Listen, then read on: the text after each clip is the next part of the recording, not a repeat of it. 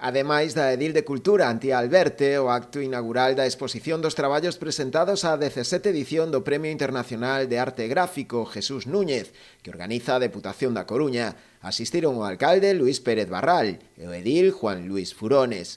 Dende o Concello destacaron a importancia desta mostra, que nace co obxectivo da promoción da creación artística, ademais do recoñecemento á traxectoria do artista Jesús Núñez, que dá nome ao certame. A exposición que pode visitarse no Lustre Rivas é unha pequena selección dos máis de 140 traballos presentados a este concurso, de artistas chegados dende diferentes nacionalidades, con técnicas tamén do máis variado, que van dende o grabado á serigrafía, pasando pola litografía, entre outras. Agradecemos, por suposto, á Deputación por ternos incluído nesta itinerancia desta mostra. A gran cantidade de obras recibidas son un total de 140, chegadas de distintos países do mundo.